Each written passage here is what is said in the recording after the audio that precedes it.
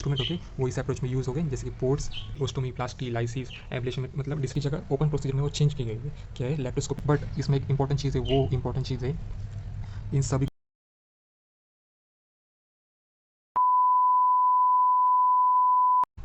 तो hello everyone, again welcome back to the medical coder.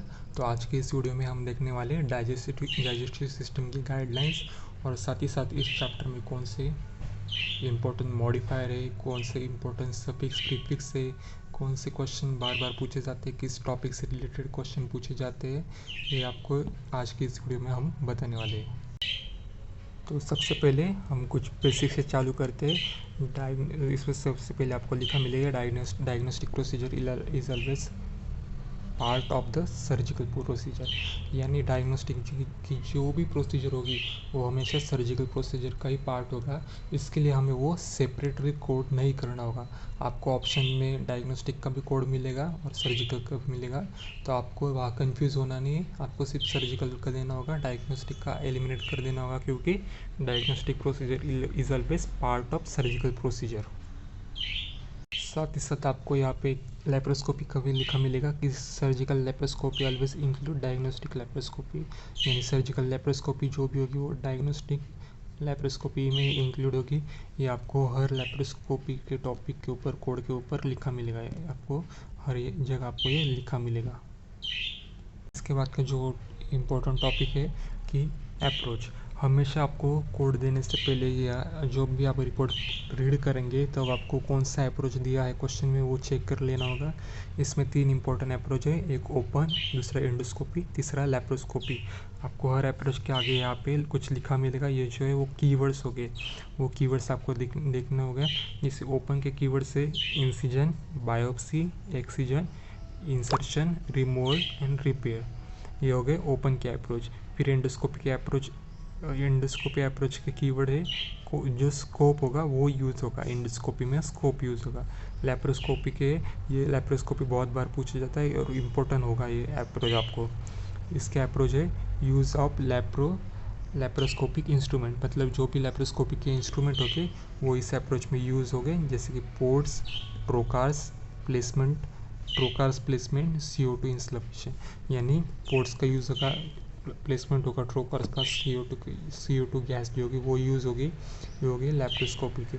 जब भी आप रिपोर्ट रीड करेंगे तो आपको ये चेक करना होगा कि इसमें से कौन सा कीवर्ड वहाँ पे आपको लिखा मिलेगा, उसके आधार पे आपको कोड देने हैं। जैसे आपको कुछ किसी रिपोर्ट में आपको ओपन के अप्रोच मिलेंगे, पर ऑप्शन में एंडोस्कोपी का भी कोड होगा, लैप्रोस्कोपी का होगा, पर इन दोनों के वहाँ पे कीवर्ड नहीं होगा, यानी सीधे सीधे ये दो एलिमिनेट कर देने का। ये जहाँ भी होगा, ओपन का कोड जहाँ भी होगा वो आपको देना होगा। इसके बाद है ये जो इम्पोर्टेंट सफिक्स हो गए वो कौन से हो गए, एक्टोमी, ओस्टोमी, प्लास्टी, लाइसिस, एब्लेशन मतलब डिस्ट्रक्शन, ये जो हो गए वो इम्पोर्टेंट सफिक्स हो गए। ये आपको पूछे जाएंगे, क्वेश्चन में बार बार पूछे जाएंगे। इसी के साथ साथ इम्पोर्टेंट मॉडिफायर इस चैप्टर में जो हो गए 58 मॉडिफायर, 78 मॉडिफायर और 79 मॉडिफायर।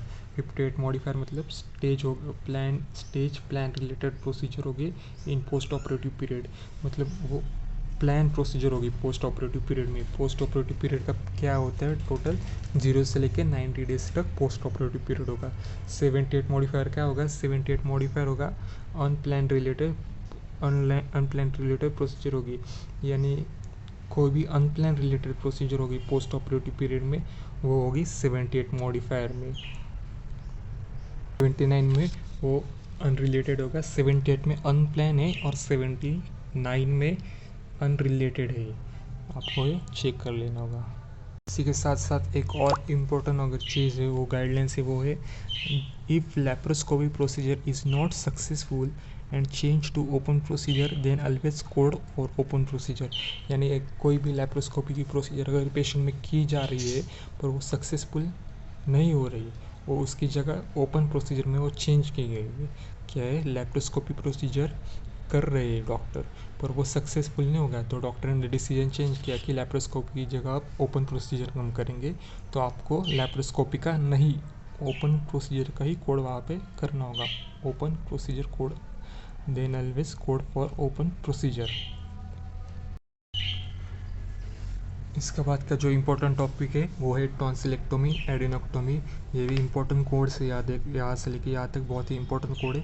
मुझे खुद इससे रिलेटेड 2 सवाल जो CPC एग्ज़ाम में पूछे गए थे, साथ ही साथ इंटरव्यू में भी आपको पूछे जाएंगे।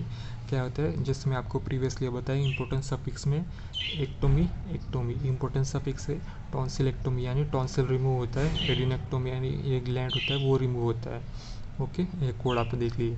जो पहला वाला कोड होगा वो क्या होगा, टॉन्सिलेक्टोमी, एडिनोक्टोमी, ये दोनों परफॉर्म होते हैं पेशेंट पे यंगर देन 12, मतलब 12 साल या उससे कम एज के हो गए पेशेंट उसके लिए।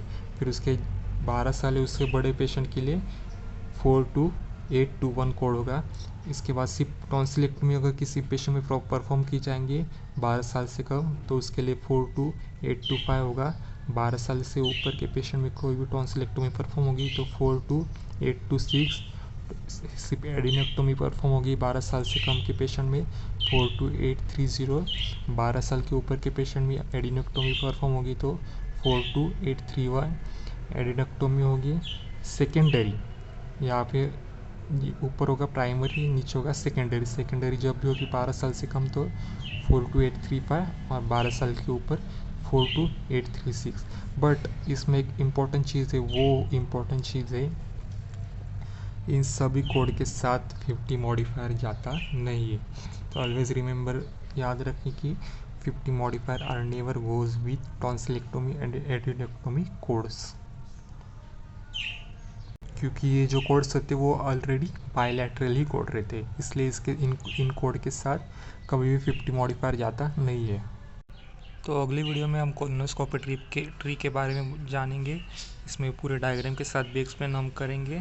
तो अगली वीडियो के लिए लाइक शेयर सब्सक्राइब ज़रूर कीजिएगा चैनल को, और साथ ही साथ अपने दोस्तों को भी शेयर कीजिएगा। Thank you.